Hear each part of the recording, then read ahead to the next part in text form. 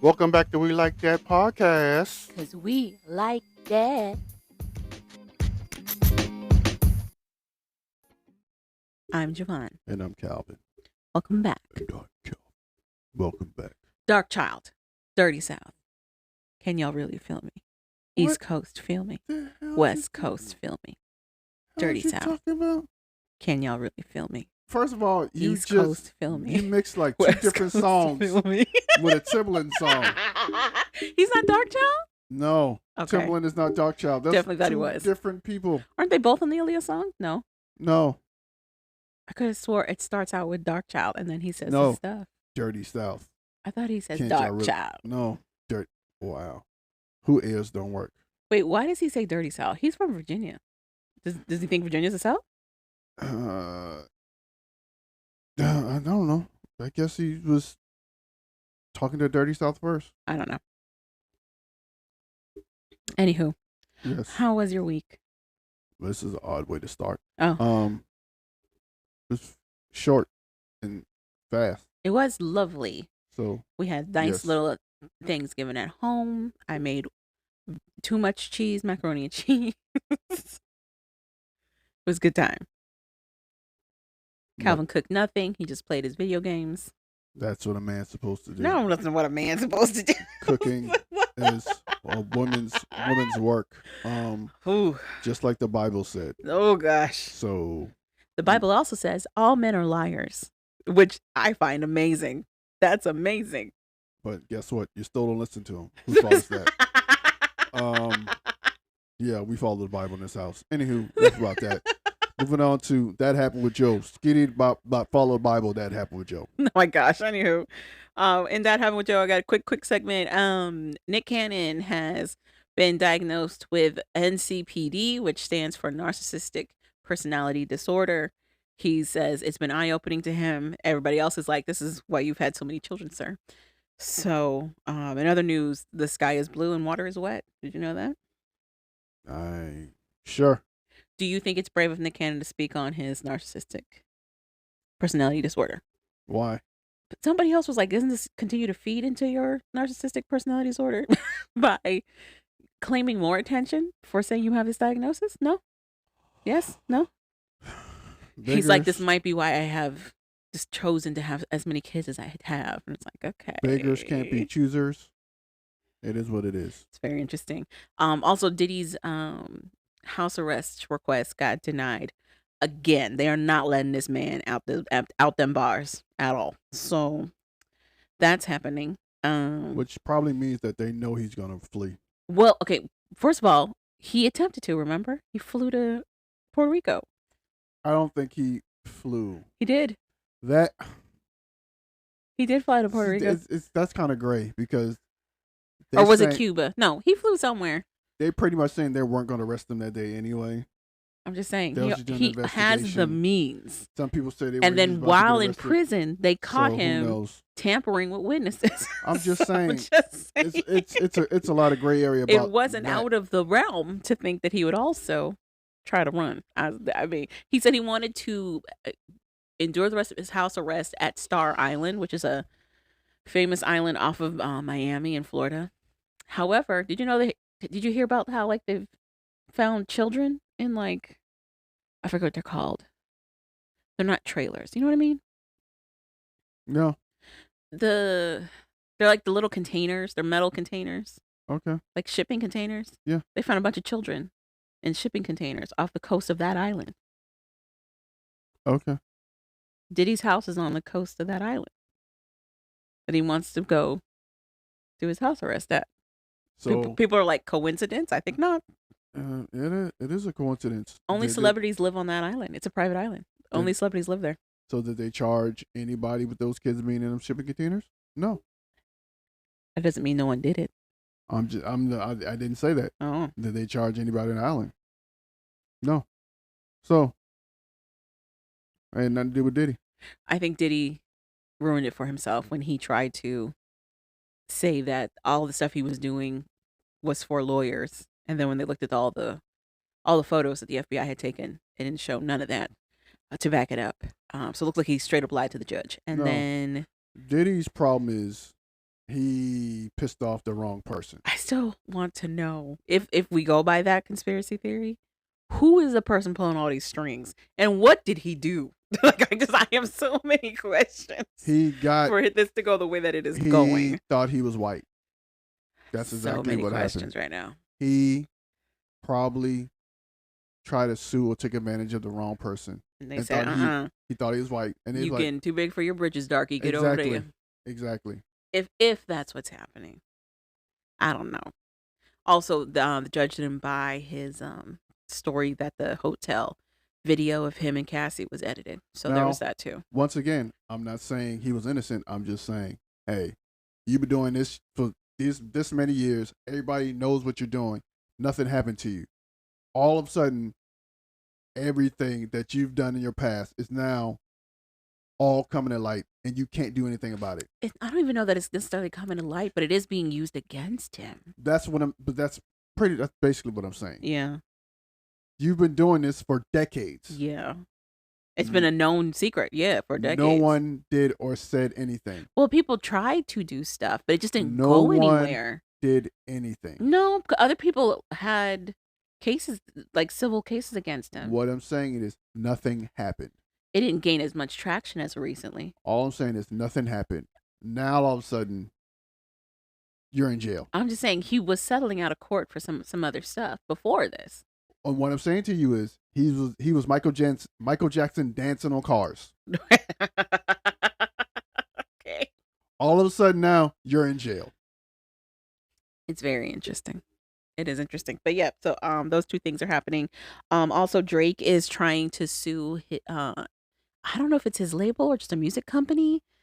Originally people thought he was trying to sue Kendrick cuz Kendrick came out with his new album and he released another diss track that included Drake when it was hilarious. And Drake felt that his music label was pushing Kendrick's music harder than they were pushing Drake's. And the way that they're spinning it right now is that he feels like the They're Not Like Us song, the label was using it, like weaponizing it basically. They were paying to get it pushed harder than any of his music so that when renegotiations came up for him and his music, they could lowball him in terms of I guess like listening statistics and say that his album wasn't as successful as Kendrick's. So he's suing the company. So But the way it's coming across to everybody else is that he's very salty about how successful Kendrick's stuff was.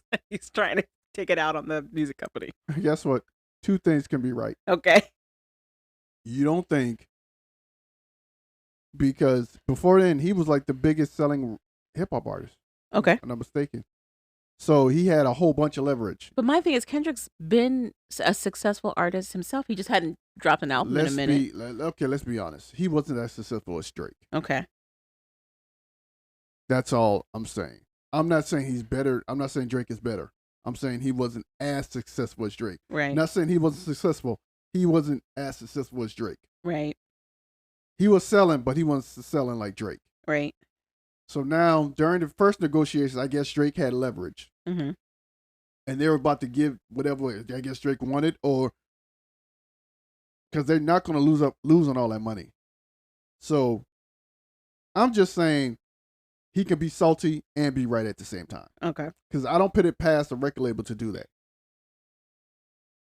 Okay. So Also, he's about to go on tour, and the images that are being pushed. Apparently, he has an alter ego, and it's a little girl in glasses, and the poster looks like something out of Cocomelon. And people are like, he's never going to beat these PDF file allegations. I don't think he cares. If it's not true, I wouldn't care neither. Is it not true? No, it is. If it's not true, if he don't think it's true in his mind, I wouldn't care neither. Oh, I see what you mean. If it makes sense to him that he's not, then Yeah. But that's it. That's all I got. In terms of pop culture ish, unless you want to touch on the Tell All Part 2 for 90 Days, the other way. Yes. 90 Day the Other Way, Tell All Part 2. And not a whole lot of juicy stuff happened. We got to hear from Corona and Inky Inky basically just like word vomited and left. So he was like, I came to America. She scared me. I had to go. And then he's like, I am not talking anymore. And he left and left his poor friend Gume there to pick up the slack. And Gume was trying his best to be a good friend. To me, I don't understand his argument. Gume's argument? Yeah. His argument was basically like, if you were if you realized that you were in a situation that you didn't want to be in anymore, you didn't see that there was any future for it anymore. There's no problem for you. I shouldn't say problem, but that's reason enough There's to leave. no point for you to stay. Yeah, just leave. it's reason enough for you to leave. But the issue wasn't that he wanted to leave. The issue was that he didn't communicate anything. That was that was the issue. Was that he just ghosted. So, and that's what I don't think he could understand. Correct. The issue wasn't that he left; it's how he left. Right. And then even later, to provide like some closure or to, at least just a better clarification, he still didn't want to do that either, and left it up to his friend, who was like, I don't, yeah. Honestly, the look on Gume's face was like, I told you, he has never been in a relationship. I don't know why you didn't believe me when I told you that. But okay, here we are. So, because Gume was a friend who was drilling Inky about Corona moving there to Iceland, and was like, do you know what it's going to look like with you guys moving in together? What the expectations are going to be? Any of that? And he was like, it'll be fine. So, it wasn't fine. Spoiler. I think what happened was, while they were in Iceland, he was nonchalant about everything. You say he didn't care about the relationship. I think he cared about the relationship, but I don't think he knew what a relationship was. That, and I don't think he knew how important things were, because she was not being herself anyway. So to him, everything will work itself out. So Yeah. I don't need to worry myself. But he also had the comfort of like being home. But he had the comfort of being home. And as soon as he was away from that comfort, when he came to the States, he was like, no. The fact that she had no time for him. Right, because she was in school again. And with her attitude, when he cracked little stupid jokes, she didn't laugh because she had things to do. Right. He was now by himself. He had nothing to turn to. True. He can't even work. True. He didn't know what to do. So he doesn't have his support system there. Exactly. So he did the best thing he could do, which was just leave and go back to Iceland. She said they went to a park to talk. They had a disagreement, and he left, and she never saw him again. Like he left. Which makes me, that's kind of hard to believe. So you mean to tell me he beat you to your apartment? No. He acknowledged that's what happened, and absolutely she didn't like. So he like stormed off from their fight in the park. So she like was just gonna let him cool off, but then she never saw him again. So it's not like he raced. I wouldn't even say necessarily that he raced somewhere. It sounds like they've had fights where he just splits off and does his thing, and she does her thing, and then they kind of come back and talk. But he didn't do it that time. So you mean to tell me he left, went to the house, packed, and just went to the airport? That's what it sounds like. Yeah, and rolled. Yeah, took the earliest flight because flights are every day. Sure. Rolled out. All right. So he did terminal for a couple of minutes. But they still didn't explain why Sean hates this man. They did. We did not get into that. Well, anywho, like I said, and poor Sarper. Sarper was trying to stick up for Inky, and then which was weird to me. It didn't go well. Which was weird to me, because like I said last episode, last podcast, I knew he was gonna leave. Mm-hmm. I just thought he was gonna stay there, and as soon as she started opening her mouth and she started spitting that venom, then he'd get up and leave. But I knew he was gonna leave at some point. But then when he started talking, and he went, so I was his voice started cracking. I'm like, oh, he about to leave. Well, so Corona also brought up how she brought up therapy. She thought that they should go do therapy together. She's already doing therapy on her own, and he freaked out. He did that was like a last straw for him. The therapy talk. It's very interesting. Because he's probably heard it before. No, he's never been in a relationship. Remember, he's never been in one. Well, I don't know. He's just weird. I think he thought it was gonna. I think just like she only showed him one side, he thought it was only gonna be one thing, and then it wasn't that one thing, and he was like, "This, I gotta go." but like just left. I think he thought it was gonna be like the vacation, That's what they said. and then he don't know. At some point, vacations end. Well, for him it didn't because he lived While there. he was in Iceland. As soon as he Yeah. moved to the States, that's when the vacation ended. Right, for him, yeah. Yeah, and then that's why he left and went back. But home. yeah, you had Sarper trying to stick up for him, but then after everything goes down during their taping of the tell all, he goes, "Yeah, I can't stand up for this guy." He tries to like reach out to Inky, but Inky's like, I didn't have anything else to say. I said what I needed to say." And he's like, "All right." And he like Sarper apologizes to Corona. He's like, "You were right." So that was interesting Yeah, that he apologized. Yeah, it was just like you said. He was just not ready for a woman. Okay. Or even a girl. He can't even relationship with a girl because eventually this is going to happen. It was just, but it was also interesting that like Corona had been talking her talk with most of the cast. I think mostly Sarper was the only one who wasn't like fully on board with her. But after that, they like all supported her. This was like the most supportive season, I would say, of a tell-all. It wasn't like a bunch of in-house fighting between them themselves. Because there's no a true asshole there. I think they were hoping it would be Shekinah and Sarper, but no, they actually behaved really well. They were hoping it would probably be Sarper. Okay. Mm-hmm. And when it wasn't him, then it was like, Like maybe Corona. then no, also. But Corona and Thing had their little moment. Oh, Shekinah? Yeah. Well, I think it was just mostly misunderstanding because they cooled down afterwards. Shekinah name sounds like something they'll just say in a Jamaican song. It doesn't make sense. Shekinah goes after Ching-a-ling-a-ling, Shekinah. What's her face's mom? I don't remember what lady's name. Donna? No. The one who's with the Irish guy. Yeah. Because they bring her mom on and she's like, I didn't appreciate that she didn't tell me that she was, engaged to Sean and yada, yada, yada. And it's them going back and forth. And honestly, it's just, what do they call it? Well, kind of emotional incest, but mostly toxicity between mother and daughter, kind of going back and forth. And Shekinah gets triggered hard and is just like, I don't think you're a good mother. It starts going off. Calvin points out, I was like, she's really going in on this lady. And Calvin's like, she probably has her own mom that's like this. And we give Shekinah a couple more minutes and she gets there. She goes, my mom's just like you. Yeah, it's kind of easy to tell that, especially when because to me, it was no reason. Uh-huh. It came out of nowhere for her to say what she was saying. For me. But I also was wondering if it was production. If production had told her they needed to spice something up. Because they were getting along really well. All of them. They weren't really fighting. We also had Tata and James going back and forth about her sister again. But also like Tata being unhappy. And James being like, there's not much I can do about it.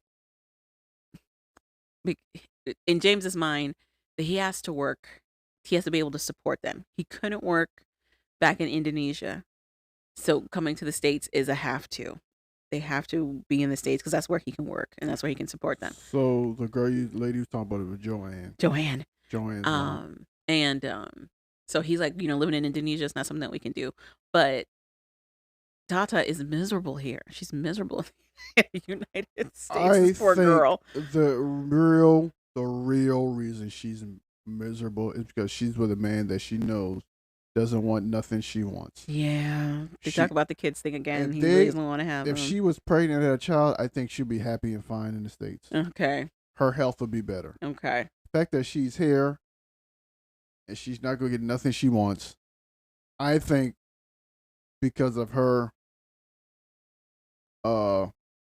culture, okay, she's going to try to make this work, stick it out. Because she doesn't want to, I don't think she wants to run back to her family with her head between her legs. Oh, yeah. And no child. And on top of that. Yeah. So, but I also wonder if having a kid would be worse because she wants to be around her family when she has her kid. Who knows? And also, she's got an older sister who hates James. So to me, she's being an older sister. I hear what you're saying. I understand that the intention is she's just being protective Now that of doesn't her mean baby she's not sister, an but a-hole. she is a jerk. That's what She I'm saying. also That is doesn't a mean she's not a jerk. jerk, but I think it was more about that.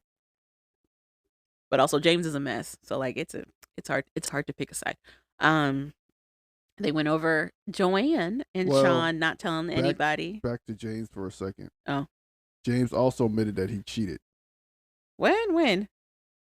He mentioned to everybody that he cheated. No. Oh no, video game watching video of girls dancing in bikinis. This was the porn conversation. So he didn't really cheat. He was just he has I was gonna say something, but I'm not gonna say it on this mic. But yeah, he apparently he watches videos and sometimes gets images of girls that are naked that aren't Tata, and she feels like that is cheating. No, and two, the fact that he's DMing one of the girls. He was talking to one of the girls. Also, I don't think so. yeah, she's like, I saw you. We're going back and forth with one of the something where he was making contact with one of the girls or something like that. That's what made her actually really. So that's why she's like, you can't look at porn or anything without me. All that stuff. I feel like you're getting two storylines. No, I think he was. I don't think he was DMing anybody. He was in contact. There with one of was the girls. another guy who was doing that, but it wasn't this season. Right? It was considered. Yeah, it just says that he was watching a video. She doesn't say anything Also, about James had followed the group of women, but he later unfollowed them and apologized. following is not DMing them. Okay, whatever. I thought for sure. They don't understand why the hell she was upset. Well, some women really take offense to stuff like that. Like if they see that their guy on their socials is following like any of these Instagram models or whatever, they really feel like it's an emotional cheating. Like it's just going to be minutes away before he's reaching out to meet this person in real life and absconding with them to do whatever. That's not really how it works ever. But so there's that. All right, so moving on, like you said, to Joanne and Sean. Oh, okay. Joanne and Sean, they go and kind of talk about how like they didn't tell their kids about them being married and everything. And Sean drops that he now has a permanent residency card, which is a miracle how he did that, especially since he was banned previously. They said it later that after he was applying for the permanent resident card, in the process of that, they discovered that the ban was a clerical error. So they were able to push the permanent residency card a little bit faster. But getting a permanent residency card takes a lot. Let's just say he has the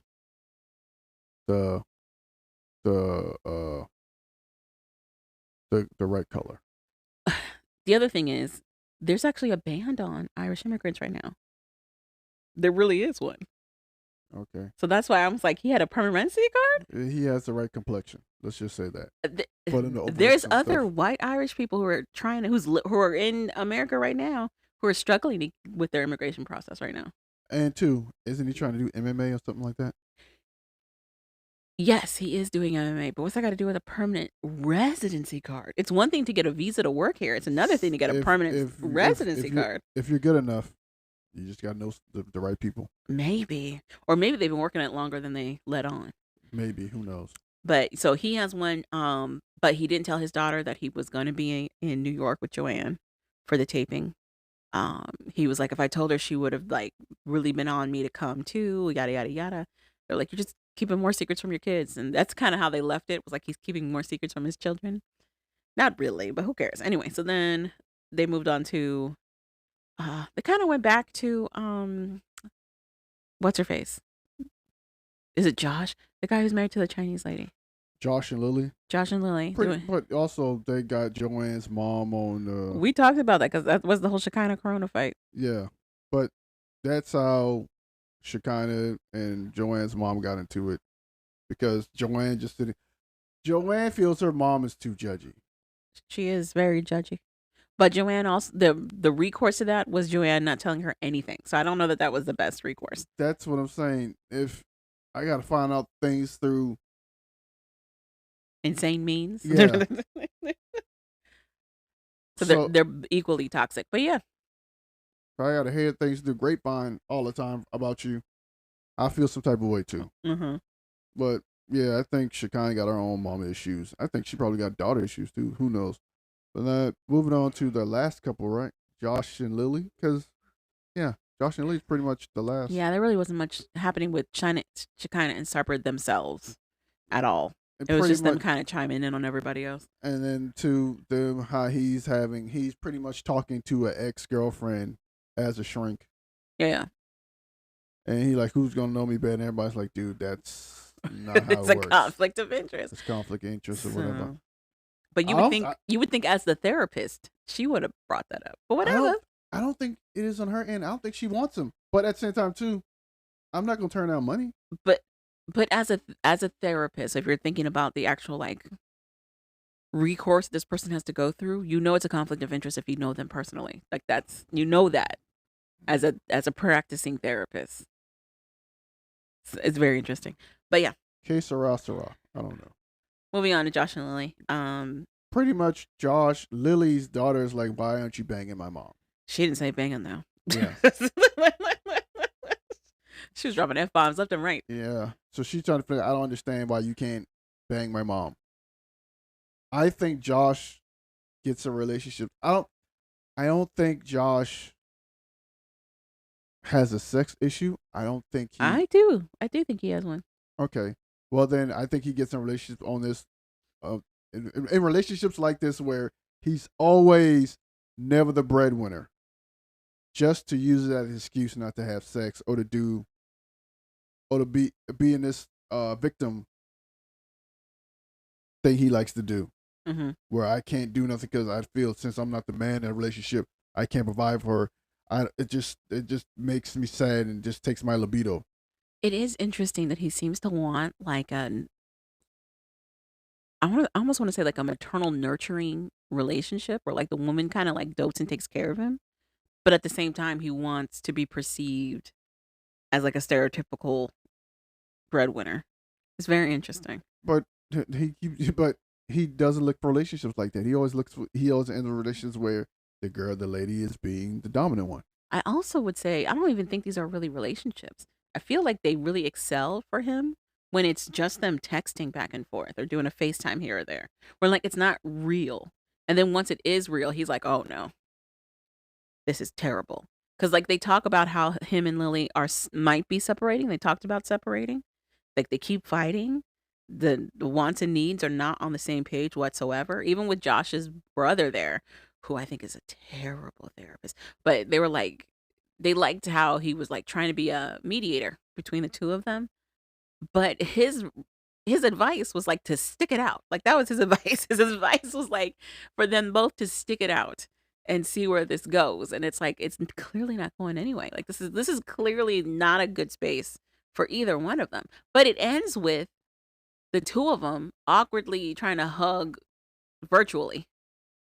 Like even after their whole talk about separation and Josh saying he was looking for an attorney and all of that. Later, Lily's like, "Can I talk to you?" Once everybody's left the stage, and then he awkwardly hugs her monitor because they say they both love each other and they want to move forward. Pretty much, love and happiness. It's very interesting and crazy. So, but that was it. That was a tell-all. You want to move into the 90-day? The other 90 days. Before the 90 days. Before the 90 days. So 90 days, Fiance. Before the 90 days, episode 13. So pretty much, we're gonna start with Lauren and Faith. Pretty much, Lauren proposed marrying Faith's mother to bypass the Philippine residency restrictions after Faith agreed to. Are you just gonna read this recap straight across? No, romantic relationship. So this fool had two plans. It was either go to Thailand and get married there and then come back. And he had a Thailand girlfriend. That was the girl he cheated on Faith with, by the way. Or marrying Faith's mom. He thought the best idea was to marry Faith's mom. Like literally. He wasn't joking. He was not being facetious. He Faith, was like, yeah. Mom looks at him like, no. Right. She looked at him like, are you joking? We're not even gonna cross that bridge. So thank you, but no thank you. Right? You're in a relationship with my daughter. Absolutely not. Also, they're looking at each other like, why is he so desperate to get married in the Philippines? Yeah. Like, why? And they're like, yeah, they're also, yeah, that's it too. They're like, why do he want to stay in the Philippines? Right. They're like, what are you talking about? And then Faith brings up, like, finding work here is really hard. And he's like, I do a lot of jobs for work. He just like lists all this stuff that he can do. But she's looking at him like, you didn't hear me. Finding work is hard. Not saying that you can't do the work. Trying to find a space that is hiring for you to do that work is what's going to be hard. It's still a developing country. What are you doing? Anyway, he's crazy. But I don't know why Faith is still. Let me take that back. I don't understand why Faith doesn't know he's a homeless white man yet. She does know that. But she's also hanging on to the fact that one, he's American. And two, he likes her. Like how her sister brought up. It's very hard for trans women to be in relationships, period. So she's kind of like, all of this is terrible.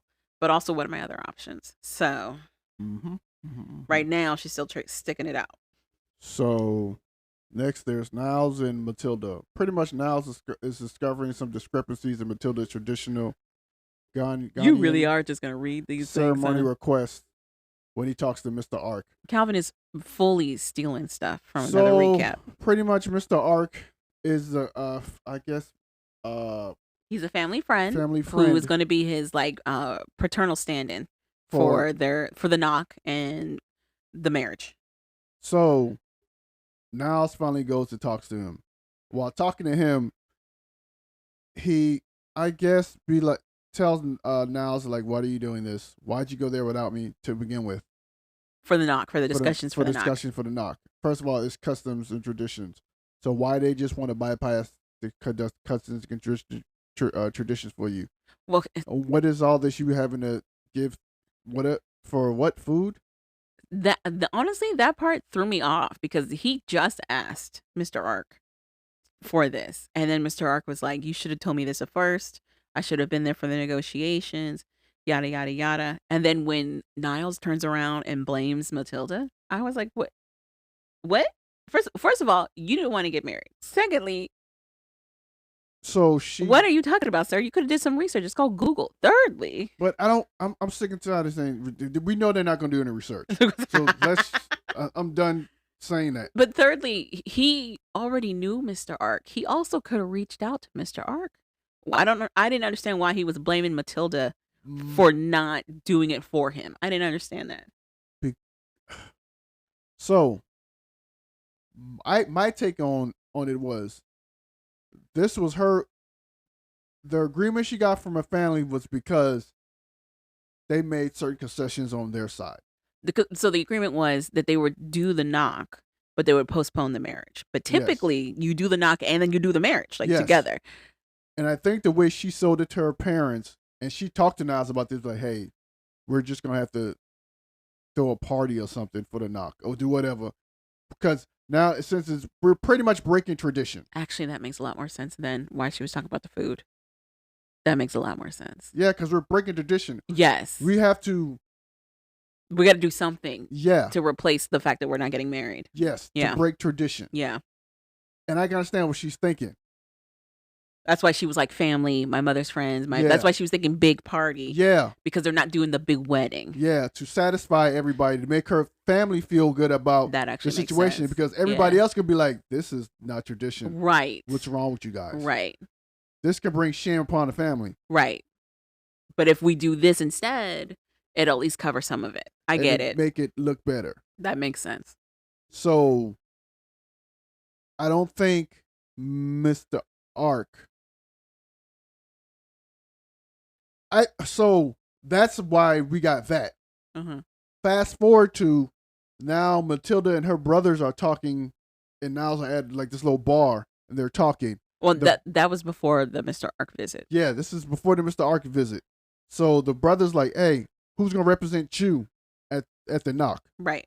For your family. Your family got to be there." They're like, "Can you put your family on FaceTime or something?"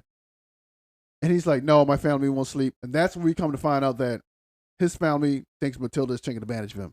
I don't know why they think that or whatever. It sounds to me like a pattern. He's had other relationships where that was the case. Pretty much. So that's when they say you should use Mr. Ark as your stand-in father for the knock. Right. Now, fast forward, we get Mr. Ark. Okay. So you got to rewind at some point, but yes, then fast forward. So fast forward to now, we're going to see Mr. Ark. Right. About being a stand-in for his family at the knock. Right. Okay. So when they first pull up, he goes to shake Mr. Knock's hand. He's like, "Oh, I forgot Mr. Knock's right hand." He said, "He's like, it's tradition for me to shake his right hand with my right hand, but I forgot that Mr. Ark doesn't have a right hand." And then the ain't shit camera crew focuses on this man's hand, and it's just that's waving in the breeze. It's just a wood hand just waving in the breeze. So like crazy. No matter what happens, the hand is just. They steadily, go for a walk and they just focus on that hand moving and swaying. And, and I'm like, I can't watch. It's just because this hand is messing me up. I can't. This ain't-ish camera crew. They're talking and it's important right now, but I can't listen because the hand is messing me up. All I see is the hand just blowing in the wind. And it's turned sideways. It's not even turned inward. It just turned sideways. Mr. Ark is an interesting character. Yes. Because he kind of like takes over immediately and it's just like, you should have did this, you should have did that, you didn't have to do this, you didn't have to do that. Like he starts almost berating Matilda right then and there. Like you knew what you were supposed to do. You were supposed to do this, why you were supposed to do that, why did you wait so long, yada yada yada. And then he has a sit down meeting with his wife. This poor woman doesn't say anything, she's just there. But it's again them kind of tearing Matilda down again about how the situation is being handled. And it's like, one, he's not really your son, so let's calm down. Two, like this, we had already discussed a lot of this, and this is what we wanted to do moving forward. We just needed you to stand in for his family. She doesn't say any of this because he's an elder and she's respectful. But then when they get back in the car, Niles is just going in about how like Mr. Ark said this and Mr. Ark said that, and how come it was this and how come it was that. And then he tells Matilda to shut up. He tells her to stop talking because he is overwhelmed at the moment. He needs a moment. Child.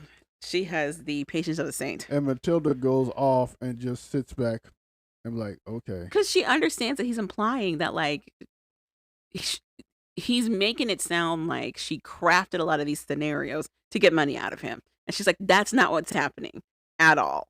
And you're just letting this man continue to like frame it this way. You're not saying anything against it. Like we didn't have these conversations beforehand. And he doesn't want to hear it. And that's kind of like where we left it. And moving on to Bojo and Banja. Nope. Vagina? You know how to say her name. Why are you so disrespectful? Baja? Nope. Banja? Nope. What's her name? Vanya. Vanya? Oh. You're not going to steal the information from your recap? Yes, I am. Vanya.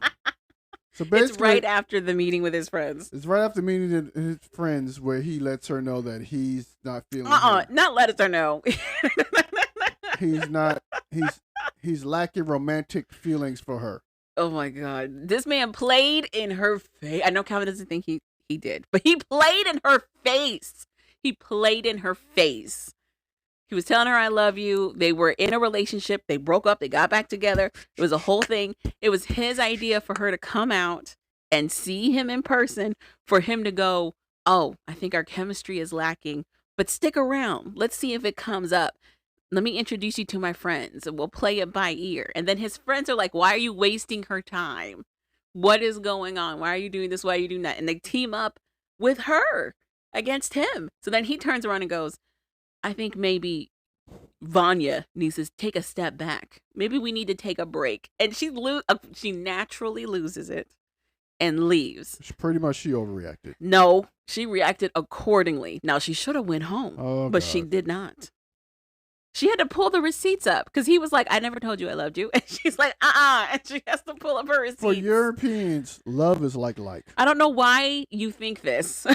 I don't know. Unless you're from Spain. This is coming from the same guy who told me that Ireland and Iceland were in a feud, and they are not. So I don't believe you and your opinions on Europeans because they've been wrong. Unless you're in Spain, from Spain or France, then that's, yeah. But every other place, love is like. And that doesn't make sense because then why did he follow it up with, why didn't you tell me you love me today? If love is supposed to be just like, why did he do all of that? Because he was playing in her face. That's why, because he was playing in her face. He don't know what words mean. Look, so they leave from there. He goes out, tries to comfort her. He says he feels bad. He tries to comfort her. She's like, "Get away from me." Yeah, don't touch me. They Don't go talk their to me. separate ways. The next morning, she's on the balcony, and I guess he texts her to meet her. Yeah, to he meet says up with he her. says he feels bad and he wants to check in with her. So she decides to meet up with him. They meet up. It was a terrible It was a terrible plan. Pretty much, He just repeats the same stuff. he just pretty much rehashes the same stuff, and finally she's like, "It's done. We're good. I'm out of here." Right. He's like, well, maybe we can be friends. She's like, no. I hope she goes home. No. I hope she went home. Fire and Desire is already done. Fire and Desire. It was a this man played in her face. I don't know if I just think he was, like you said, indecisive. That's still playing in her face. Sometimes it's not playing in somebody's face. You just don't know what the hell you want to do. Moving on to Sunny and Vea. Pretty much Sunny. Another person who's playing in somebody's face. Vea can't give up her relationship with her ex and let Sunny take that position. So Sunny's like, I'm done. I'm out of here. You're choosing your ex. We're good. I'm done. Vea chases after him, try to talk him down. But she's like, you can't let him go. So why do I need to be here? Mm-hmm. You keep choosing him. Every time I tell you to choose me, you choose him. So what else you want me to do? Right. That's basically it for them. Did they break up though? I think they ended up getting back together, didn't they? He broke up, but we don't know yet because at the end of the day, he says he's done, but somehow he comes back because he's still in love with her. I think they squashed it that same night. I think they got back together that same night. I don't know. Because she was like, I can't send Rory home. And he's like, do whatever you want to do with that, sir. With that gentleman. No, the cliffhanger was him saying, it's me or him. Like, you send him away and you trust me or you don't. That was a cliffhanger. Yes. So I hope he's not with her. We'll see what happens. But I think she decides, she was like, okay. I think she finally gives in. I hope he is not with her. How much she gives in, who knows? And that's crazy. Pretty much 90 days before 90 days recap for episode 13. Oh no, you missed one. The Polish girl and Who? The dude from Miami. Oh, what's his face? What is his name? I have no idea. What the hell is his name? I want to call him an F-boy. It's so bad. Banja. No, Banja. What's that? Yeah, Magda. It's Magda. Magda and Joey and Joe. But he can't say Magda. He keeps calling her Magna. So basically, it's them waking up the next day together. He slept in one room. She slept in another room, and pretty much them rehashing how he cheated on her, and how he possibly cheated on her the month of her birthday. Not possibly, he did. Well, the month of her birthday, he cheated on her, and instead of telling her everything, she's pretty much finding little bits and pieces. Now she's finding out that he slept with a girl at his place. So she's pretty much finding out more and more details without him telling her all the details. Pretty much this happened over while they were taking what you doing? Sampling different type of vodkas. Mm-hmm. Made in Belgium. I should really say that just Joey was, because Magda was like, this is disgusting. Yeah. So, and that's pretty much their whole thing for right now. That, and he wants sex. Joey wants sex. And Magda's like, maybe if we get engaged. And he's like, How are we going to move forward if we don't know what our sexual chemistry is? And it's like, please stop, sir. Please stop. That's pretty much their whole spiel in a nutshell. Ridiculousness. And that's pretty much the recap for 90 days. The before the 90 days. Okay. See episode 13. Real quick. Random. This is random. But the Joey conversation reminded me of it. Jubilee did this thing with it was like all fit people and their idea of like, what's attractive, what's not attractive. Okay. There's a guy on the panel who goes, it is a fact that fat women can find somebody anywhere. The grocery store, doesn't matter.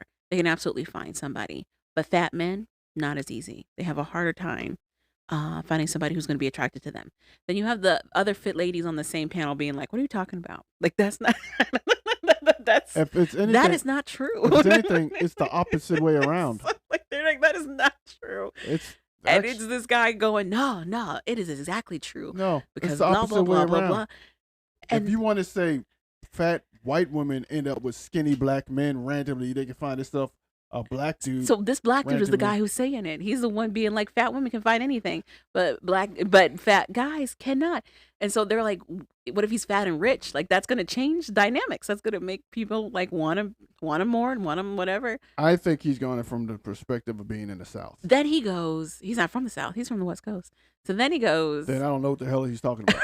So then he goes that he's so because one of the panelists is like, well, if they're confident and like they've got basically like good banter, they can talk like and a lot of people are attractive just based off of that. And he's like, we're not talking about the person, we're talking about the physicality. It's just like it didn't make any sense, and they just kept going back and forth, back and forth. It was cracking me up. Anyhow, that's neither here nor there. I don't know what's happening, but yeah, it was just cracking me up. Women are attracted to physical for maybe the first 20 to 30 minutes. Once they start talking to you, I think it's a misnomer that women are attracted to physical at all. They because are. when you talk to girls about what they find hot, they see about how this person makes them feel. Yes, that's after you talk to the person. But before you talk to the person. Actually, I would disagree. How you know if somebody make you feel when you just meet them? People do it all the time. Stop. He looks like he would be comfortable. Stop. He looks like he would protect me and yada, yada, yada. Stop. He looks like he would do such and such. But I know for a lot of men, they only know it from their own perspective, and their own perspective is very physical based. Women are physical based within maybe the first. Not all women are physical based, though. First couple of minutes. Once they start talking to you, no matter how good you look, it can turn the way they look at you. I disagree. And value you. I disagree. That's what I I mean, look at the ladies that are on these reality shows that we watch. Look at the men that they're choosing. They're not like. The first thing they say, I was attracted to him.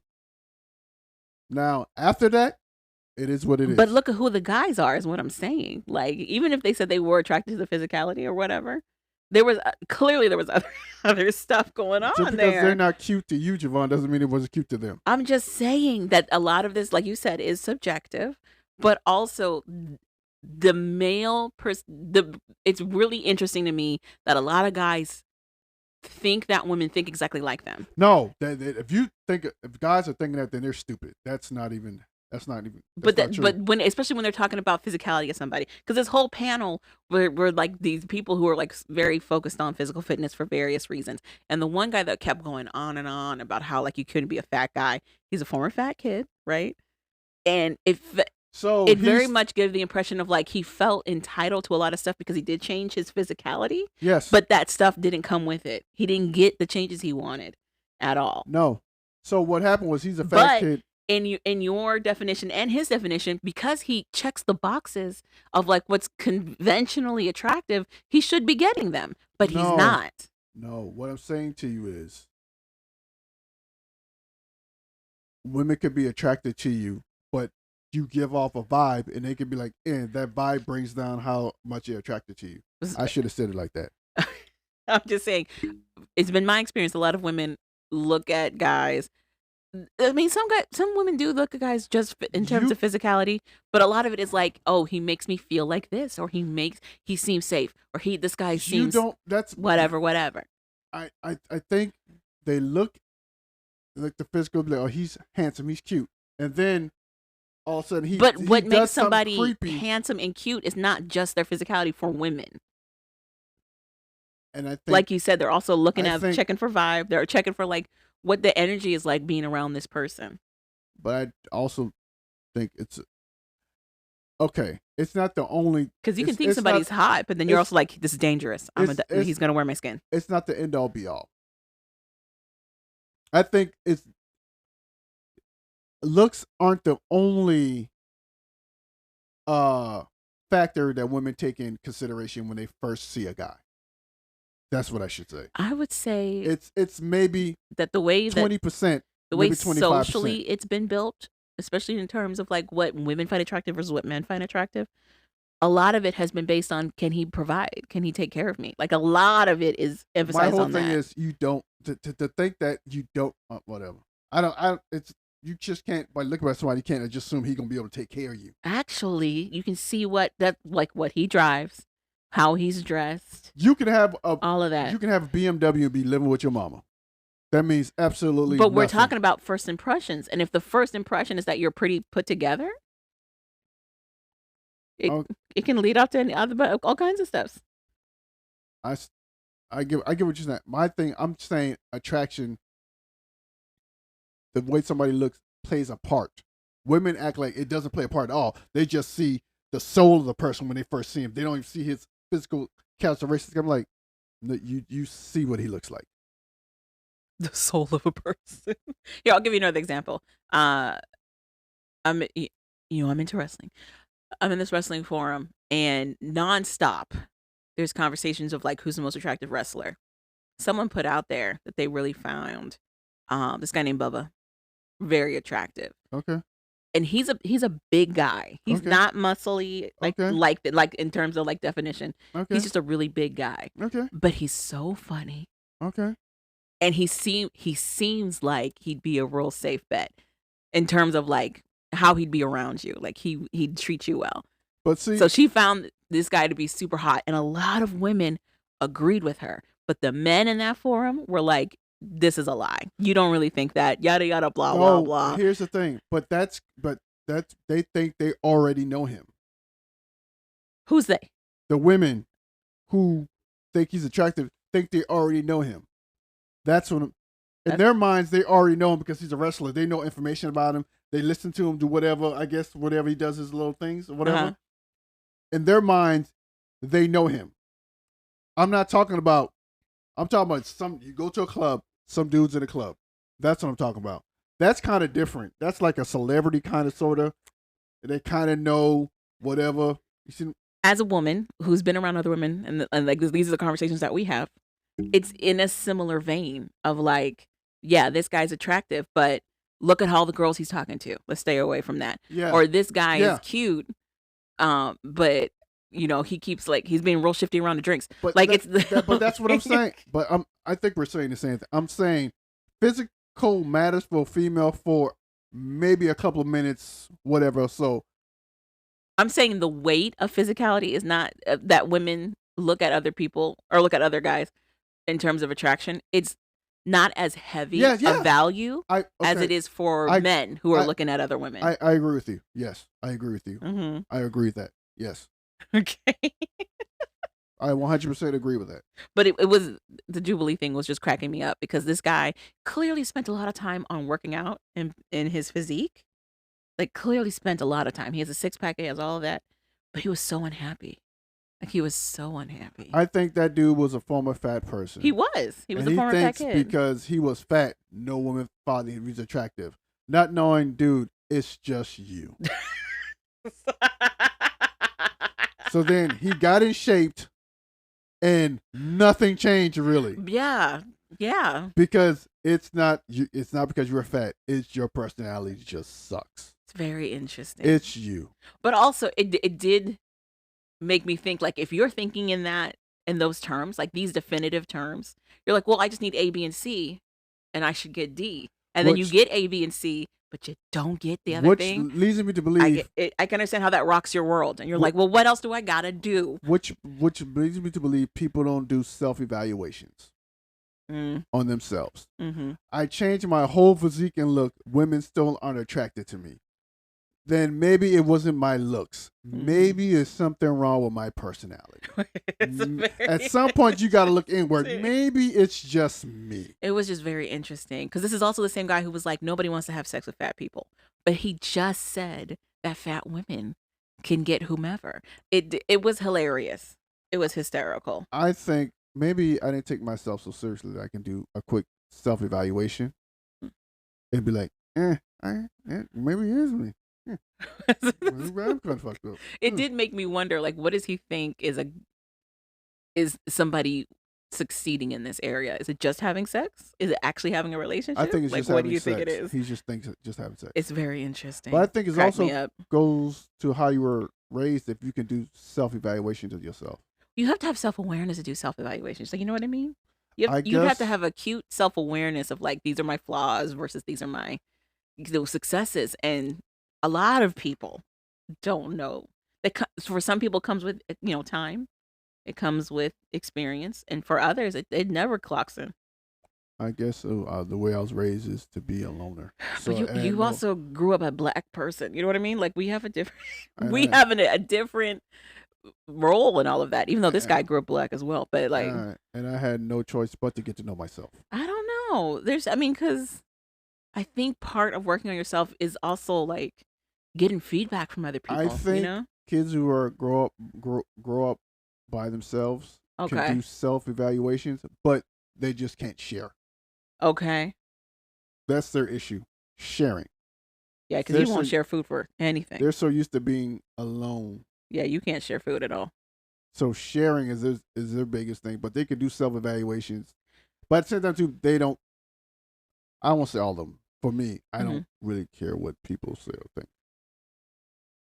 But I But think that that's comes the with way. confidence. You know But what I mean? that's the way I was raised. So But I think raising only because you can't be raised with confidence. You know what I mean? it only goes so far. You have to also have confidence in self to do all this self actualization. You also have to have a little bit of narcissism. A healthy, A healthy amount of arrogance. amount of arrogance helps. I don't know. This poor man would jump between being very arrogant and then just being very self-deprecative. It was it Because was he interesting. honestly think he should be. First of all, Blaze was in it from Gladiators, or no, uh, not Blaze. The white lady. you talking about Ice? Is it the one who was a lesbian? Was it Ice, Ice? yeah. She was in it. She was on Oh, the Zach, panel. or was it Zach? I don't know which one it is, but It's she was Ice. on the panel. I think you're talking about Ice. I think you're talking about Ice. I just know that she was the one that had the girlfriend, and they told her that she couldn't bring the girlfriend on tour. Oh yeah, Ice. I think it was Ice. But yeah, I just think a lot of times people don't do self evaluations on themselves. It was just interesting because he was going back and forth with her hard, like he didn't know who she was at all. It was Yeah, hilarious. but yeah, It was hilarious. I don't. Yeah, I don't like, dude. It's not your looks. It's you. That's got to be a tough pill to swallow, though. Honestly, if you're like, I finally feel like I did everything the society tells me I have to do to be considered attractive, and I'm still not. This is garbage. I got to take it out on everybody now. So it was phenomenal because it followed up with this clip from this MAGA guy who was talking about how like he only wants to marry a conservative woman. He doesn't like liberal women, and he's like, if you ever see me hooking up with one of you, and I was like, what do you mean hooking up with one of one of them? You just said you can't stand liberal women. Why you gonna hook up with one of them? It was hilarious. Anyway, I think this is a paradigm that dudes think that they're supposed to bat 1,000. That they're never supposed to have strikeouts. it's Like confusing. no woman's supposed to say no. It's confusing. I'm confused because I remember when it was a numbers game for everybody. For everybody, it was a numbers game. That's Get these phone numbers, see who hits. Like that was. That's what it was. I guess that's why I don't understand. I'm like, it's always been a numbers game. I don't know Confused. why you think every number or every woman you talk to, you're supposed to hit. Confused.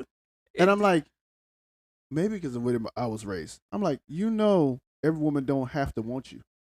Right. You just need one, maybe two.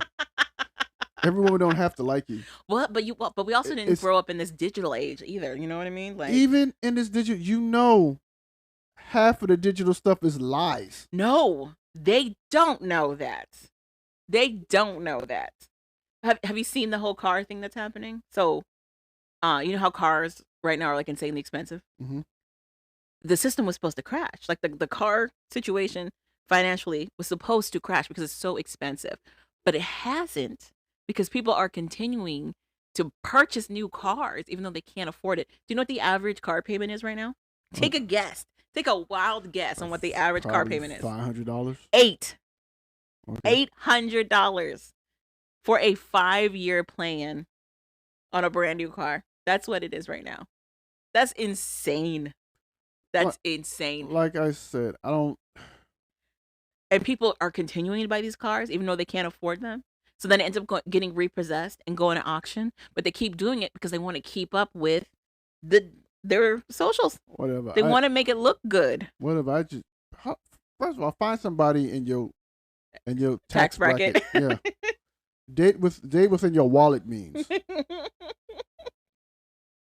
Or if you date somebody outside your wallet means, make sure they're fake too. But the thing is, like, it's not just the dating. They're trying to showboat on their socials.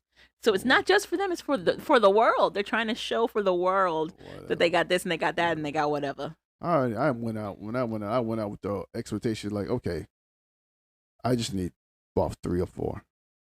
It is very interesting. This new world is so interesting. Like somebody was telling me the other day they went out clubbing, and I was like, "Oh, what you guys do afterwards? Like, what was the after?" And they were like, "Nothing. We went home." And I was like, "What? What do you mean? What do you mean? There wasn't a kick out? There wasn't? You guys didn't go like to Denny's or IHOP or anything?" And they're like, "No, we don't do that." I was like, "What is happening? I'm depressed." Anyway. The problem is people ain't living. They're living their life through social media and not Depressed. actually living their life. Now there's a turn of people going to old head clubs so that they can actually dance. So and I'm like, huh? So they can fuck up our goddamn fun? So you stay out of my fish Exactly. market. Don't you mess go up, over there. Exactly. Don't come messing up my vibe. They're like, the drinks are cheaper and you can actually dance. I was like, Don't get come out over of here here. messing up our vibe. It's too funny. Now we got cops out here all the time because your young crazy asses are down fucking up our goddamn hangout spots. It was cracking me up. Anyway, okay. So all of that. That was randomness, but it was on my mind. So moving on to life after lockup. Life after lockup. Okay. I want to knock out the boring couple first. And for me, that is Justine and Michael. Justine and Michael are still getting ready to have this baby. Now, here's where I'm going to get confused because in the episode prior, Justine calls up her mom and goes, "Hey, we're having a party for Manhattan Barbie," which is their daughter. Oh, my God. Who's just turning 1. And the next day, she's going to the hospital to deliver a baby. She tells her mom that in the previous episode. But in this episode, she goes to get an ultrasound and she's told that she has to go into the hospital earlier. She's about 38 weeks at this point, but the baby isn't growing the way they thought the baby should be growing in terms of like where she's at in her gestational period. So they're going to induce labor around or sooner. Pretty much they want to kick that baby out now. So before then, Justine is like, well, we got to have this party for Manhattan first. So she wants to have a party for Manhattan over the weekend and then go into the hospital on Monday. We established this in the previous episode. But for whatever reason, we're treating it like it's new information right now. No, she wants to move the birthday party up like a week. She told her mom to calm down because they were having the party. Yeah. And then she was going to have the baby that Monday. But now the fact that they want to go into hospital like the next week or at least the next day or something like that. The timing that they said matched the timing that she said in the previous episode. Go back and rewatch the previous episode.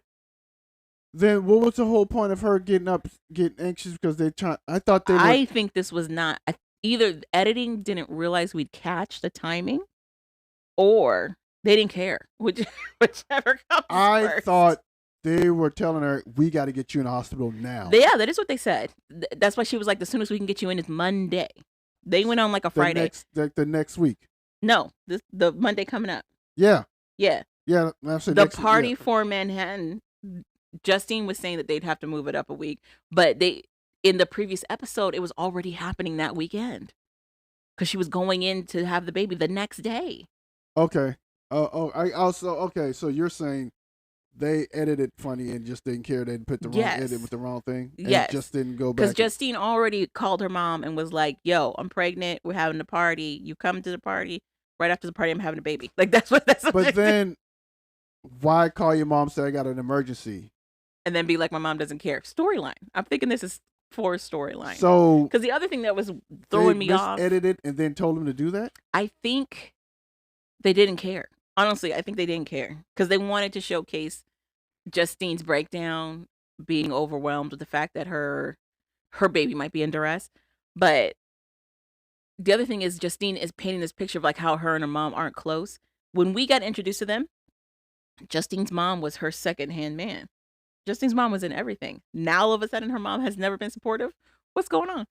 What are we doing? I don't know. What's happening? Sure. They could have had a falling out. I'm just saying. I thought the timeline. Okay. Justine's mom is the second co-signer on that home. That home is not in Michael's name. So how when they had to fall Whoa, out? wait. What? And that, remember when we were watching after the shooting, after Michael's producer friend whatever had the shooting. Yeah. Remember we were reading the sarcasm that said they bought their home in Vegas because we didn't know if they actually bought the home. Sure. Michael's name is not on any of the property. It's Justine and her mom. Okay. So whatever. And they've been there for like about a year, if not a little bit longer. So you're telling me in all of that time, all of a sudden, this woman has fallen out, and now we're saying that she's never been supportive? I'm confused. So, long story short, or short story long, whichever one you want to look at it. Micah was like, "Yo, you need to stop acting like you're a single parent doing all this stuff. Right now, we need to be concerned about you and the baby. Don't worry about the party from Manhattan. We'll figure something out, but we need to focus on you." And Justine is pretty much trying to focus on everything else, and the baby and herself. And so she calls her mom, tells her mom, "Hey, we might have a situation," or whatever. How she ever said it? I have an emergency, but she deadpans it. Hey, I got an emergency. You need to fly up here. And mom's like, "What's the She's emergency?" like, you want me to what? And mom's like, "What's the emergency?" She still doesn't tell her mom what the emergency is. No, she's just like, you got to get here. And she's like, she's like, Ma, you're not taking this serious. She's like, you still haven't told me Why? what the issue is. What's going on? And then she's like, the way it's clipped makes it seem like the mom goes, well, whatever, I gotta go, and hangs up. Like that's what it makes it seem like. So it's hysterical. Now she's And then Justine gives this crazy story about her mom's never been supportive for any of her pregnancies. Yeah. And how her mom made her walk to one. She's like, for my eldest, I was 17 when I had her, and she barred the dad from coming in. Yeah, girl, you were 17. I'm sure that man was grown. Then the second one, same thing happened. Yes. The third one, her mom didn't take her to the hospital. She had to walk there because she didn't approve of the father of the third one either. Seems to me your mom got tired of you sleeping with these no good men and getting knocked up by them. Clearly not learning her lesson from the first ones. Yeah. That's definitely the impression it gives. So seems like she got tired of your bad decision making, and she wanted you to have to learn how to deal with it like an adult. Like if you really didn't have, like the adult you're gonna have to be. Anywho, it doesn't matter. And evidently it didn't work because you're still in the same predicament. The only difference is this man stayed around. Also, it's Michael and Justine going back and forth about how like she should have kept her legs closed and he needed to stay off of her, and it's like, y'all are grown. You could have got contraceptives, condoms, birth control pills. But we spent enough time on these two. The other quick one is Bianca and Daniel. Bianca's friend is there. Oh yeah. Her friend who has only heard the bad things about Daniel and is like, I don't know why you're still with him. Pretty much. And Bianca being in La La Land, like, oh well, the sex isn't great. Maybe we have a kid now. Fix it. She basically is like, we're not being safe. He's raw dogging it. And then her friend is like, do you think having a kid is helpful right now with everything that's going on? You guys not knowing where you are in the relationship? And she's like, yeah. Maybe. Who knows? and I'm like, crazy. if that's what you think it's gonna be, then sure. Fast forward, she finally meets Daniel, and she has a heart-to-heart with Daniel. Bianca's friend has a heart-to-heart with Daniel. And it's kind of like Bianca's in her own world, So if you weren't sure about being in this relationship with her, you got to rip the Band-Aid. You got to be the one to break it off with her, because she's thinking, yeah, this might not be great, but I'm going to stick it out. I'm going to keep doing what we're doing. And we leave it there. And okay, yep. I thought you were going to say something. You're distracted. I don't know why you're doing this to yourself. I'm not distracted.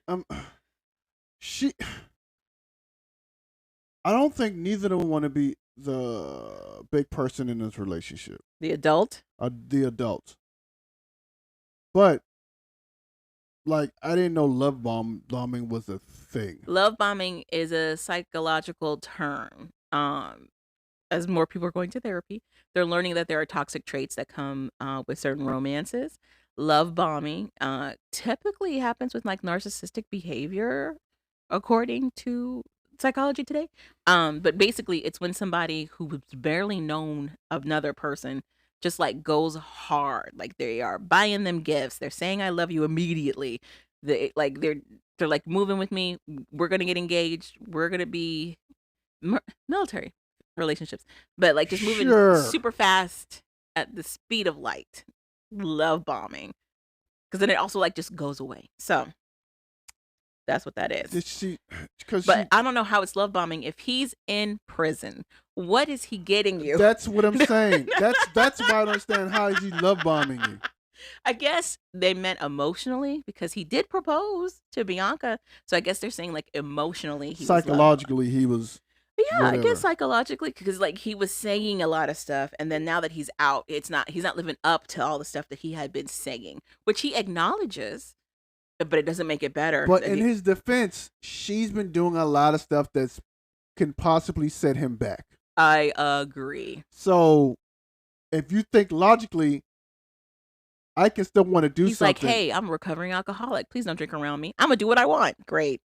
You can be wanting to do something, but at the same time, too, you're hesitant because you're trying to figure out, is this I expect best? you to work. You need to be the breadwinner. All right, I got a job. Can you drop me off? No. That's like, okay. You Right. have to, you get to a point where like, is this really healthy for me? Right. I have to figure out, is this healthy for me? I guess the question, the qualm that the friend has is like, what are you waiting on then?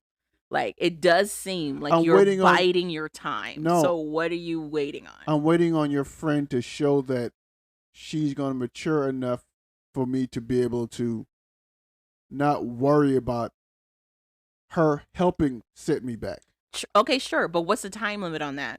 Because it feels like you're using my friend while you're trying to figure this out. I'm working.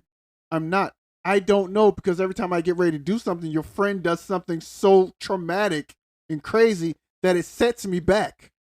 But if that keeps happening, why not just break it off then? If that's the case, and you know the answer is not yes, then why not break it off? Because I don't know. Because I have feelings.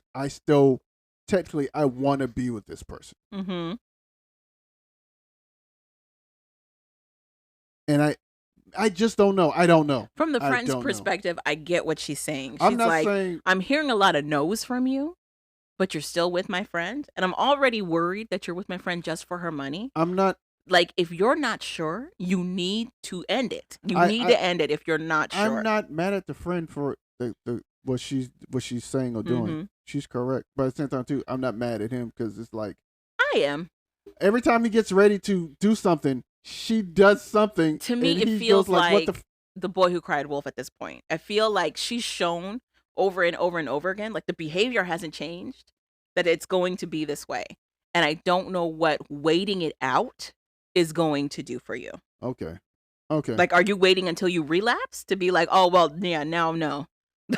Now we can't. So what are we waiting on? Especially since you've had numerous conversations at this point where you're telling everybody else, no, I can't do it. I can't move forward like this.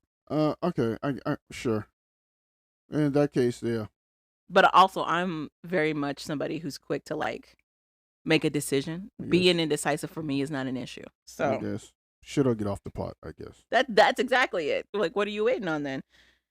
Anywho, eat the McRib and go to the bathroom, or just go on about your business. Right.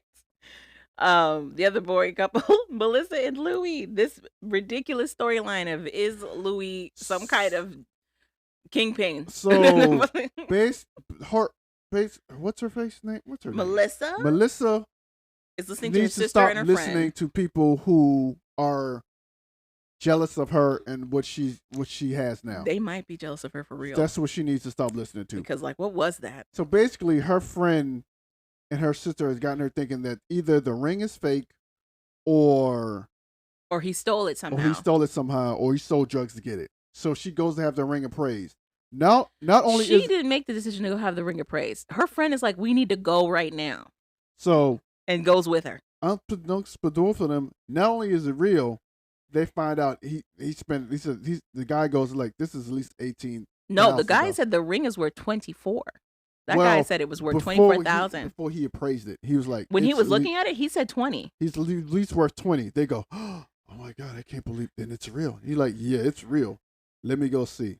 And then he comes back saying it doesn't have like a stamp or a marking. In the metal. And the metal is supposed to have some kind of marking saying like where it was sourced from or something. And but now it wasn't there. He says that it doesn't mean it's illegal. He said normally it's He did there. say it's illegal for their industry. It's illegal for the industry, but it's not against the law. Right. And he said it doesn't really mean anything. No, he didn't say it's not against law. It's just that it wouldn't have been pursued like that. It's supposed to be there, but it's not necessarily something that's pursuable. It's not something that's going to get you in trouble. It's just. But they didn't care. They heard the illegal part. The friend is like, "Ooh, illegal?" Then yeah. But he's like, just to let you understand, it's not that big of a deal. Okay, so I appraised this ring at $24,000. Right. So they're looking at each other. So now but the friend already heard illegal, so she's like, the more money that the ring becomes, now the friend is. You can see the jealousy in the friend's eyes. The other thing I didn't get though was Melissa's correlation that the more money that gets spent on the ring shows how much you're valued in your relationship. I didn't get that. I was confused. After she asked for a 2-carat ring. She said, only propose to me with a 2-carat ring. What are you talking about, man? She got what she wanted still enough. So now she goes back home. She gets in front of Louis. And she's like, how could you afford this ring? Right, basically. She's like, we took it to get appraised. He's like, yeah, but what? She's like, the guy said there's a marking on it. It doesn't have the marking on it. He was like, first of all, I got the receipts. I got the paperwork. It's from a legitimate place. From a legitimate place. I got all that stuff. The fact that you don't believe me and think somehow I would jeopardize my freedom just to get you a ring is preposterous and stupid. Which is stupid. Also, he works a gazillion jobs anyway. And now I don't want to talk to you. He works a gazillion jobs. And he did, it's not called work study. He was in jail doing work. Remember? He was on that construction site. And he was saving his money. Yes, he's been saving his money. Plus, depending on how much he makes, he probably doesn't have that much in taxes to give back anyway, especially if he's paying restitution. So, yeah, he could have been sitting on a nice little egg and gave it all to you for some reason. So, anyway. Stupidity knows That's no where bounds. We left that. Like my mom said, stupidity knows no bounds. It's so crazy. Kim and Joey. Hilariousness. Joey, it's the next day. Joey had failed the pee test that she sprung on him because he popped positive for cocaine. For the white woman, the white gal. Joey, sugar. Joey left that evening, comes back in the morning with another drug test. Scallywag. Takes that drug test. Clear. Nothing. And Kim doesn't trust it. She's like, I looked on the internet. It says cocaine is supposed to stay in your system for 3 days. Whatever, Kimmy. Moving on. But Joey doesn't make it any better by going, I know plenty of people who didn't pop until months later. And it's like, sir, shut up. So whatever. Anyway. Moving on. He has to go to a halfway house. Fast forward. She drops him off at the courthouse and she is in tears. She is crying. And he didn't have to go to a halfway house. He has to go to a rehabilitation program. They told him he had to go to rehab or go straight to jail. But not for cocaine. Jail. He popped positive for THC. Apparently, he failed 3 drug tests with his PO because the vape cartridges that he uses has some kind of synthetic marijuana type stuff in it that pops as THC when you do a drug test. The thing is, it's legal in North Carolina in terms of the state legislative, but it's not legal federally. But also Kim points out that like in terms of his parole, any drug is a no, which confuses me a little bit because it is legal by the state. No, he's on probation. When you're on probation, no matter what's legal to the state, it's what they tell you is legal. But what I'm saying is like cigarettes technically could be classified as a drug, but because it's been legalized everywhere, like he wouldn't get a hit for that. They don't care about cigarettes. I'm just saying, I found it. I was wondering if he had federal charges and that was the guidelines that they had to abide by. No, I understand fully well why they got his ass. Okay. They told him, hey, don't do drugs. I'm just saying that would be confusing if the state you're in. Period. Because we see another life after lockup dude who still has the ankle monitor on, who smokes weed daily, and he's on parole. I don't know what parole he's on.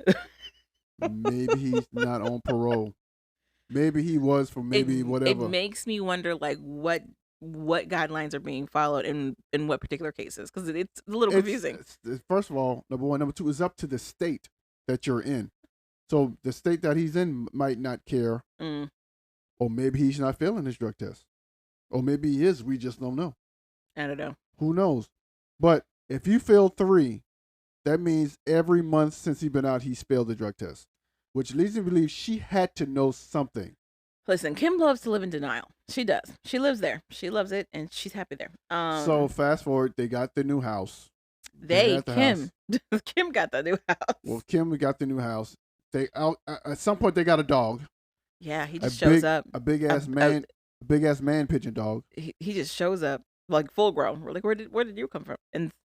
But she's sad because Joey's missing first day at kindergarten for their eldest son, birthdays, all kinds of stuff. She calls her cousin, the same cousin who dated Joey first.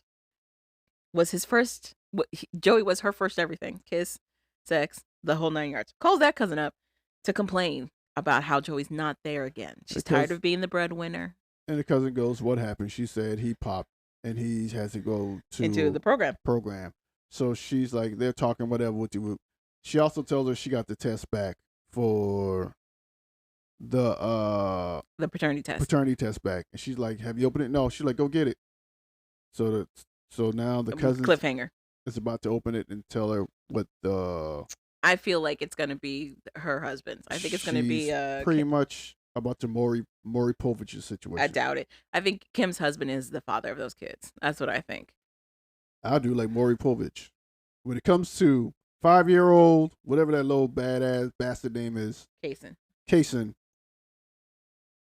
Joey, you are the father. Not the father. And if she says when she has Joey is the father, she's gonna run around and fall around that house and pass out because now all her money gone. Well, and then some. She has to give it back. So, but that's why I don't think it is. I think it is her ex. I think it's her current husband because we know she didn't get no divorce yet. Next one we can either do Teenie and Rob. It don't matter. Okay, let's do Teenie and Rob. So Teenie and Rob. Rob's mom. Rob is trying to get reconnected to his mom, so he invites his mom over while Teenie's at work. Is he really trying to get reconnected? Yeah. Or just trying to... In the previous episode, that's why he was talking to the kids about having his mom come back over. Because he misses his mom. He wants her back. What I'm saying to you is, I don't know how much that is him want to reconnect, or he just wants to have some type of crazy storyline. I think part of it is reconnecting because he says in the previous episode, he talked about how he couldn't really see how he could move forward and enjoy the rest of his life being in the outside now without his mom there because his mom had always been in his corner. Gotcha. So he invites his mom over when Teenie's at work. Meanwhile, Teenie's talk. Nosy using the house cams. Which, you're at work. You ain't got no work to do? They're a camera family. They got these cameras up. He used it from prison. She's using it from work. So. Spying on people. At first, Rob's mom is hesitant to go. She's like, we haven't really been talking well. I don't even know why I'm here. His brother comes along. His brother's like, I'll try to be the mediator. Pretty much. But whole point of being a mediator, you have to say something. This poor man. So they're talking like outside on a picnic table or whatever. They start talking about the fight that happened between Teenie and Rob's mom. And Rob blatantly tells his mother that the mother started the fight. He's like, it wouldn't have popped off if you didn't touch Teenie. And it's his mom slowly but surely losing it, being like, she touched me first. She smushed my face first. She took the swing first. And it's Rob being like, Mom, that's not true. And then the show has the audacity to show us the footage where you clearly see Teenie go there first. It is diabolical. But they don't show it to Rob for some reason. And his mom loses it. She's knocking the cups off the table. She's like, I can't believe you're not listening to me.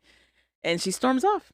As she should at this point, honestly, because she was not lying. But Teenie, in the meanwhile, watching this camera footage from work, is like, I don't understand why she thinks this. That I wasn't being disrespectful at all. What? Why is she in my house? I'm mad. Yeah, who allowed her in my house? Technically, she's outside. Also, it's his mother. So anyway, the fact that he can't recount that it was Teenie that threw the first punch after he got into her with her when they went home right after about why she do it. I could see how he didn't see who threw what first. Because when they got home, he was just asking her why she was fighting, period. He didn't ask her why she threw the first shot. So I could see how he might not have seen that. But they got camera people. They could have easily asked for the foot. Anyway. Anywho, look like Rob has given up all his ch- uh, chances or giving up on the hope of him probably having a relationship with his mom. I doubt it because we left it with her crying in one of the rooms of the home. I don't think she hasn't left. And I know the show is waiting to throw that footage out. I know they're waiting to throw this footage to him. So and it's a matter of time. Zariah and Troy. Zar- this is the craziest storyline to me. Troy, it's right after Troy got off the phone with his mom, Karen, for Community Day. Community Day has come up. It's a big deal for their nonprofit, him and Zariah's nonprofit. They need 50 signatures in order to get these grants so they can continue with their nonprofit. The other thing is, Troy decided to invite his daughter to come down and see him do his work. However, he has not had a second to go and get said daughter from the train station. So this poor girl and the grandmother have been waiting there for several hours. To the point where Karen's like, we ain't waiting no more. We going home. This is ridiculous. And they leave. They leave entirely. So Troy is upset. And then you've got Zariah, who's been on his ass all day and forbade him from leaving in the first place and was like, you can't go pick up your daughter. You got to help me with Community Day. So he's pissed. Somehow, when Zariah sees that he's not budging and he's pissed, she's like, okay, my bad. I should have done this or that. I'm sorry it came between you and your daughter. Let's just get through Community Day. And he's like, fine. Like, they don't really address all the issues that they hit, but they both agree to move forward with Community Day.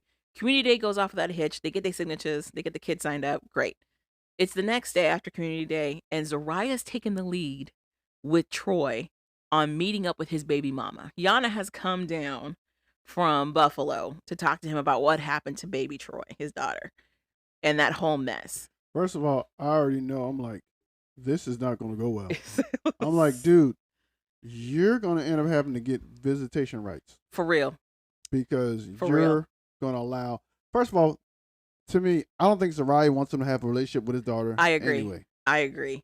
If she very much gives the feeling of like, this is our new family. I don't know why his old family's here. He needs to figure out and let her know whatever bullshit that you're doing, or he needs to get his own mode of transportation.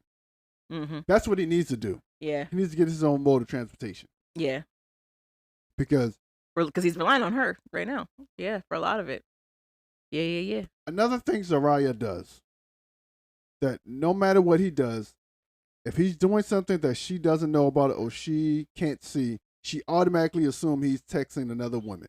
It's very interesting since he never cheated on her, but she cheated on him. So exactly. It's very confusing.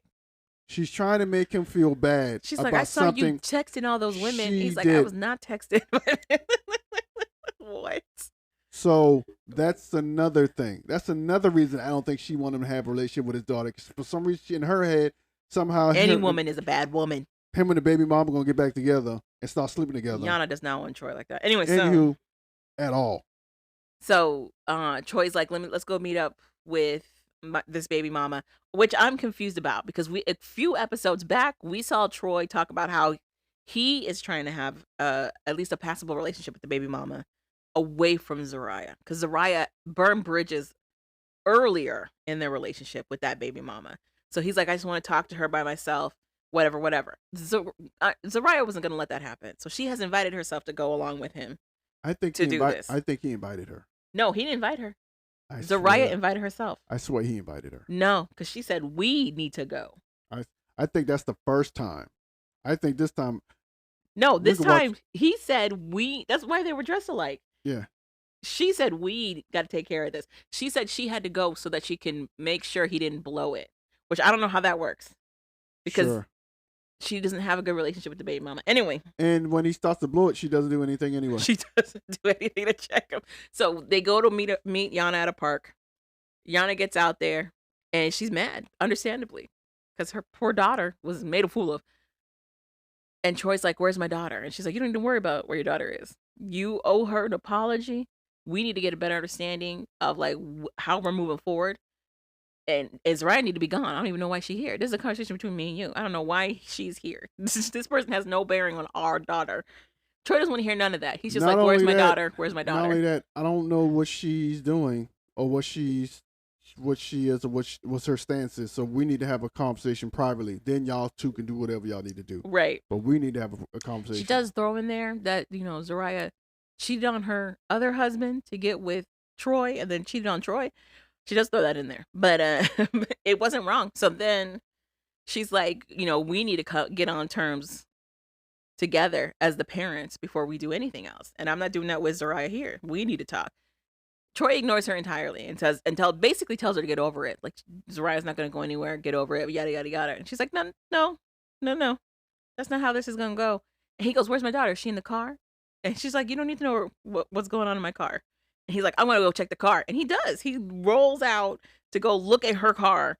And that's when Yana turns to Zariah and is like, this is a time for you to check your husband. This is a time for you to reel him back in and do something. But you ain't got to do nothing. Zariah is popping off at the neck, telling Yana he can do whatever he want. He grown. Why are you here then? You just said you came to make sure he didn't do anything. What's going on? And that's where we leave it.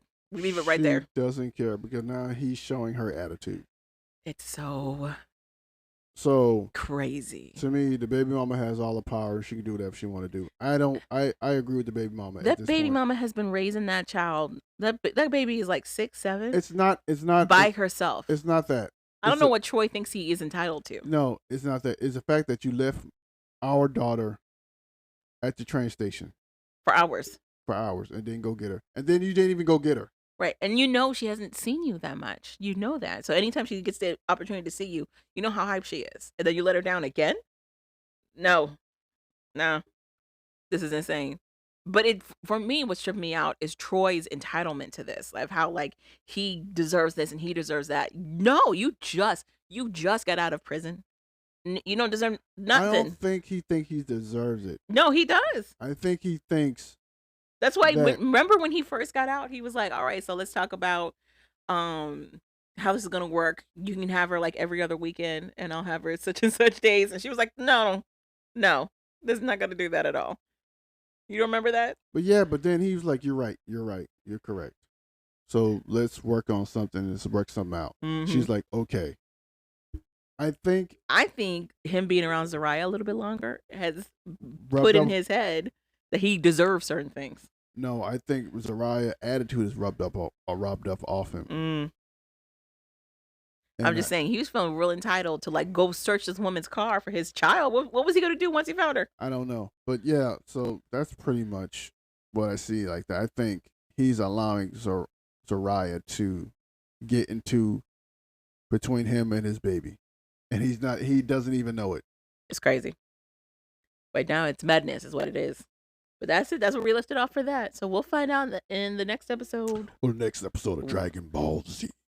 We got to be near the finale at this point, though. Maybe 2 more episodes. Maybe 2 more. But that's it. You got any other shows that you've been watching? Oh, like we was talking about. I want to do the Benet Ramsey. Okay. Documentary. John Benet Ramsey. John Benet Ramsey on a documentary on Netflix. Uh-huh. And there's one on Max.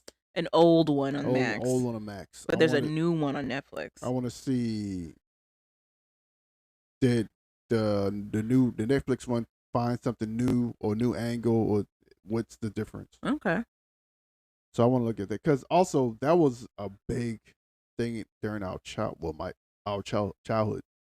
It was a big scandal, absolutely. About her death. It was a big controversy. Also, there was a local one. I want to see if they do anything about there's a local one in South Carolina that happened with the lady that Susan Smith. I think it's Susan Smith. Mm-hmm. I know her last name is Smith. Where she just drove her kids into the lake. Is that part of John Benet? Really? No. This is a separate one. This happened in South Carolina. This lady had 2 boys. She went down to the lake, drove the car into the lake, watched them go in the lake and drown alive. That's so crazy. To be with her, some mistress, some dude she was messing with. The person she was having an affair with? Yeah. Then she tried to say that her car was stolen by some black guy. Oh, no. And every black man in South Carolina was a suspect. Of course. So then it finally just put the pieces together, finally came to find out that she killed her own kids and drove them in the lake. So I want to see, I wonder if they're going to do anything about that because that was crazy. Oh, even if they're going to do a documentary on that? Yeah, that was crazy. There probably Whale? is one somewhere. Probably on the internet. I don't know. But other than that, the John Benet Ramsey. That's what I'm looking into. Then there's like a new little anime on Netflix. Oh, okay. I might check out. I've been watching an anime on Netflix. I think it's called like My Husband or something. It's really cute. My Husband. Is that the one with the dude that's like a ex-mob boss? No. Oh, okay. This is a supernatural anime. Oh, okay. There's a girl who has special powers. There's a guy who has special powers. They fight demons. But she was treated badly by her family because they didn't think she had powers at first. She actually comes from like a legacy family. But they didn't think she had powers at all. And when her mom passed, they turned her into like a servant, basically, and they abused the heck out this woman. And then they sold her off basically to this other family, thinking that like it was like a trash family because they didn't want it. They had another daughter they were trying to protect, and they thought they were protecting that daughter from this like quote unquote trash family. But it turns out this family's mad rich and not trash. And sounds like this is no action whatsoever. no, they fight demons. Okay. So after she gets married to this dude, the demons come. Sounds like a lot of sadness. The emperor at the time is the guy who actually is running the demons. He's trying to bring the rebirth of some kind of like demon lord. And the husband that this girl married, he's like the leader of like some kind of like demon killing squad. And he's very good at it. He's very good at killing the demons. But then he gets trapped in his own mind. And then she has to, it turns out her secret power is being able to, what they call sleepwalking. And she's able to get him out of his consciousness. But more demons come. So it's the show that's all over the place. It's great. Excited. I also have been watching, of course, my wrestling, but I found out after my conversation with Calvin yesterday when he said I had an old body that wasn't going to change. Wow. That Sheamus just went crazy. That Sheamus from wrestling, WWE, he has a whole YouTube series where they break down their workouts. And you were right about Bianca. She does a lot of reps. She has a set where it's like 10, 10, 15, 8 of doing lunges and doing like donkey kicks. That's a lot of reps. Yeah. She goes for tone. It's a lot of reps. She also, she's not doing as much weight as I thought she was doing. Exactly. You told me that. Oh my God. And I did not believe him at all. So, but it was cool to see. She might do a lot of weights for her legs because that's where she gets all her power. She actually didn't. She did the bar and then 10s were on each side of it. Yeah, so she does it for tone. It's just to keep her body toned. And then they did the football thing where you push that. You have like a bunch of weight on like a dolly. Push like a dolly. And you push the dolly. Yeah. She did a bunch of those. Yeah, so it's just for tone. Yeah. But it's nice to see these breakdowns of like what they do. That's why her arms look the way they look, because she goes for tone. Who's the guy whose dad was a apocalypse person? Who the hell's up? What? Randy Orton? Yes, Orton. They did his breakdown. He had a severe back injury, so he had to like formulate a lot of his workout. It's very slow. He does like really slow static moves, and he doesn't do a high rep at all. But he does them so slow. And he was talking about how like the muscle actually works harder when you're moving slower. Yeah, because you got resistance. Yeah, you're working on resistance and whatever else. And he's like, because you'll feel it in recovery. You'll be a lot sore. Yeah. Because you're moving your body has to basically acclimate to shifting it versus you like speeding through your reps. It was and he does a lot of work that requires him to have like some sort of balance with it. Like he does stuff to get his quads cut in a certain way and stuff to get his calves cut in a certain way. And then they're looking at his arm stuff. It's all like tricep work. It's a lot of tricep work. It's very interesting. Not really. To me, yes, to you. Going to Planet Fitness, nobody's working their triceps. Nobody's working out triceps. Everybody is on the Hammersmith machine, and they're all trying to bench press to the gods. Like that's all they're doing. Nobody's using the tricep machine because they're going. Nobody's doing tricep work because they're going for power. It's too funny. And biceps. It's and so chest. funny. They're going for biceps and chest. It's so interesting. But also seeing how they do these work, like how Bianca's whole leg day is like, well, no, it's about the same time as mine. It's about an hour and a half workout. And then they're showing everybody else's like how they do the arms and how they do the side work. These jump things, I guess they're burpees. Where you just tuck your knees to like your chest. Okay, we get it. You like to watch them work out. The workouts are interesting because it's all different. None of them are doing the same thing. It's all different across the board. And the other thing is they talk about how they struggle to squeeze in these workouts. I thought WWE was paying them to work out like a certain amount of time. They don't. They got to figure out how to squeeze these workouts in. Yeah. That's crazy. They work 365 days out of the year. That's crazy. Anywho, but yeah, so I watched all that. Okay. And I'm going to continue watching it because there's a bunch of them. Of course. There's a bunch of them. So I watched all that, and I'm watching Land. I already forgot what it's called. Billy Bob Thornton Show. It is on Paramount Plus, and it's about the oil. It's about the oil companies. I heard a lot of people talking about that. It's actually so good. Are you still watching the Tulsa King? Tulsa King ended. Series ended. Great job. About time. But also so good. He got taken by people. I think the FBI took him. They put a bag over his head. They snatched him up, and they're like, "We need your help." So I think they're gonna try to use him in another storyline for a bigger kingpin. Is what it sounds like. Whatever. That's pretty. But it was also a good show. All I got. You got anything else? Boo, boo, boo, boo, boo, boo, boo. Wrestling. I think we got wrestling next weekend. How? Well, I bought these tickets a while ago. Oh God, I gotta go watch Ebony Shock. You gotta watch Ebony Lord Shock. have mercy. That's coming up. Oh, I might end up body slamming him for real. That's what's gonna happen. He is way more in shape than you are. I don't know how you think that's gonna work. Stop What? Do the shape like Bobby Boucher. What do you shape as then, Calvin? I know this. We're about the same. You are not about the same. We're about the same. You are not. You are 43. That child is 20 something. Stop. If that. Whatever. And flying around that ring. He's 20 years old with the knees of a 50-year-old. I don't know why you think that. Whatever. Okay. And I'm done. Healthy dose of arrogance. Yep.